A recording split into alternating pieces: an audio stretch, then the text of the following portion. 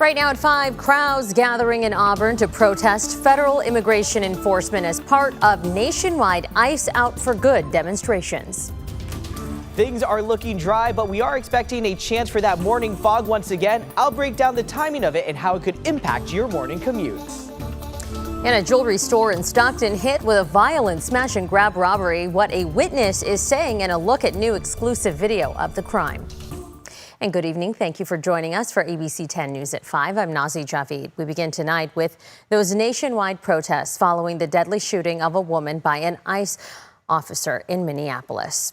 Her death intensifying America's divide as calls for accountability continue to grow.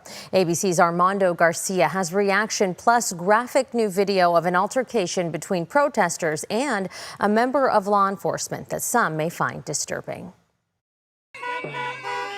A chaotic scene in Minneapolis amid more ICE protests. Watch as this man confronts a member of law enforcement and words are exchanged. The officer can be seen on video telling the man to get back before spraying an irritant on him and another woman. People then rendering aid. The incident as ICE continues to conduct immigration enforcement operations in the city after a woman was killed by an ICE officer on Wednesday. This weekend, protesters from Atlanta to Philadelphia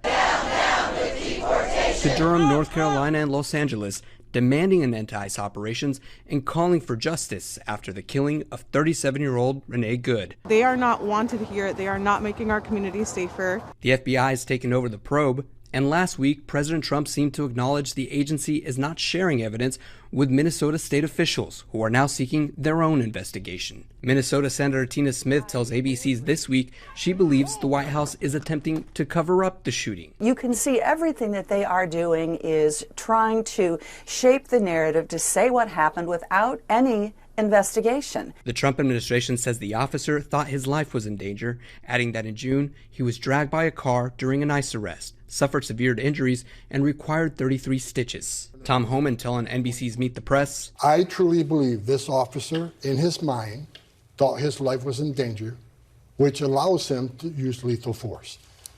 Now, I'll say this, let the investigation play out. Minneapolis Mayor Jacob Frey pushing back, telling NBC, you had a person that was definitively trying to just get out of there. They were trying to leave the scene. Some lawmakers are calling for these ICE operations to be suspended, with some even pushing to defund the agency or impeach DHS Secretary Kristi Noem.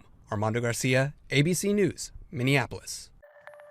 And meanwhile, our area has seen several of those ICE Out for Good protests organized by a coalition of activist groups. This was the scene in Auburn today, where crowds gathered at a busy intersection holding signs and flags, some drivers honking as they passed by. Organizers saying the protest was meant to, quote, demand accountability, honor the lives lost, and make visible the human cost of ICE's actions, end quote.